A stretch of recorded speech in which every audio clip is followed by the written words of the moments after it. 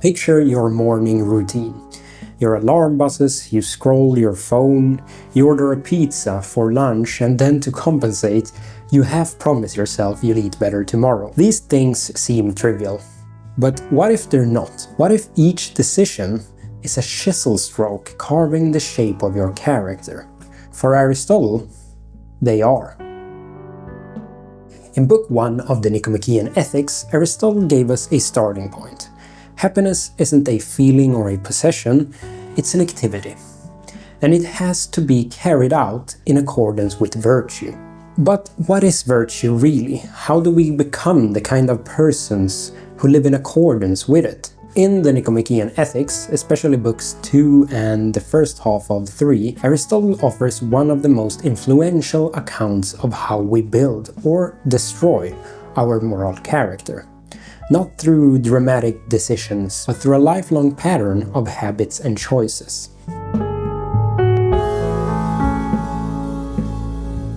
Aristotle begins by distinguishing two kinds of excellence. On the one side we have intellectual virtues, like wisdom and understanding, and on the other moral virtues, like generosity, justice, and self-control. The first kind we gain by instruction and time. But the second, moral virtue, is shaped by action. It isn't inborn, it's acquired through habituation. We aren't good people by nature, nor do we become good simply by thinking good thoughts. We become virtuous by consistently acting as if we already were. Just like someone becomes a builder by building or a musician by playing, a person becomes courageous or fair or self-controlled by doing those actions again and again until they become second nature. And there's another sign that this transformation is real: how we feel. For Aristotle, virtue isn't just about doing the right thing, it's about taking pleasure in doing it, and feeling pain at its opposite. That's why it matters that we start early. Our habits don't just shape our actions, they shape our desires. So virtue isn't just a good deed here or there, it's a firm disposition, a stable state of character that's ready to feel and act rightly, consistently, and for the right reasons.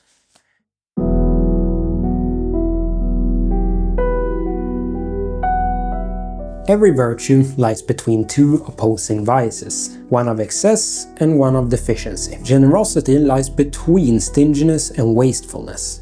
Courage lies between cowardice and rashness. Self-control lies between indulgence and insensibility.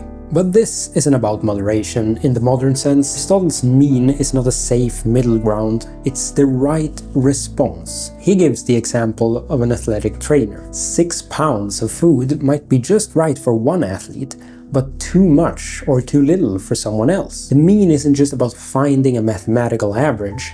It's about what's appropriate for the subject in a given situation, guided by experience and reason. And that last part is really important. The mean is not something we guess at either. It's determined by reason. Not just any reason, but the judgment of someone with practical wisdom, with what he calls phronēsis. The virtuous person doesn't just hit the mean by chance then.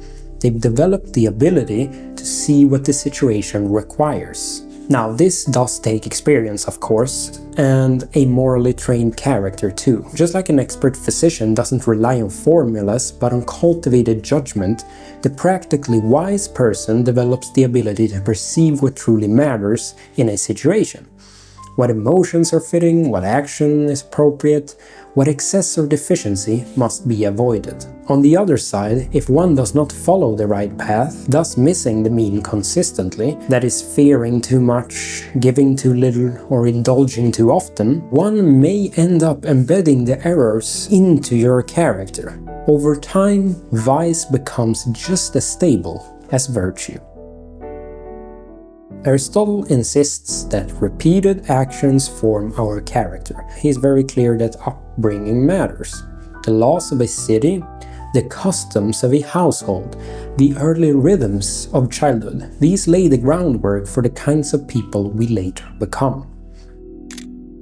It makes no small difference then, whether one is habituated in this or that way. straight from childhood, but a very great difference, or rather, the whole difference. Aristotle now asks, what makes an action voluntary? What makes it yours? An action is, first off, involuntary if it's done through force or ignorance, especially if the person regrets it afterward. That's a clear sign that it was involuntary. But most of our actions, he says, are voluntary. We know what we're doing, we're choosing it, and we accept its consequences. Choice, he says, is a kind of deliberate desire. A desire that's been examined, that's been weighed and affirmed by reason. And it's important to note that we don't deliberate about ends themselves. We deliberate about how to achieve those ends. We don't choose whether happiness is good, we choose how to live in a way that leads toward it. Since what is chosen is a certain longing, marked by deliberation, for something that is up to us. Choice would in fact be a deliberative longing for things that are up to us. For in deciding something on the basis of having deliberated about it, we long for it in accord with our deliberation. We deliberate about means, things that are genuinely up to us. And when we make a choice, we fix our desires on a specific action. Each time we act, we lay down a pattern. Act by act, the pattern becomes a habit, and habit over time becomes who we are. And here's Aristotle's deeper point. We may no longer feel in control of our character at a certain point, but we are still responsible for it, because it was shaped by our actions we once chose voluntarily, knowingly and without compulsion. That, for Aristotle, is enough to make us accountable. For Aristotle, being good is not a gift.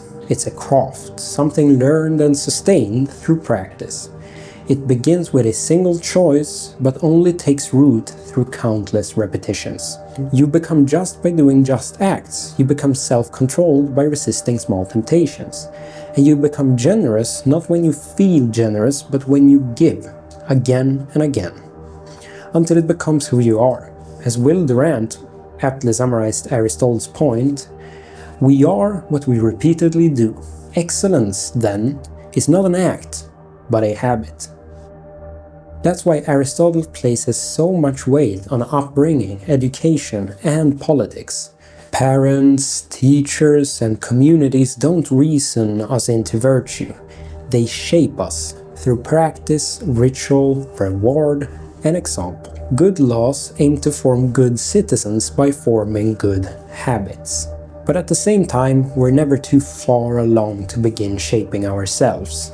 Each action does matter. If we want to become just or courageous or generous, we might begin by doing what justice, courage, and generosity require. Not once, but again and again, until it becomes part of who we are. Exploring philosophical ideas can be a lifelong journey. If you'd like to continue exploring these, consider subscribing, and maybe we can go through this journey together. Other than that, thanks for watching, see you next time.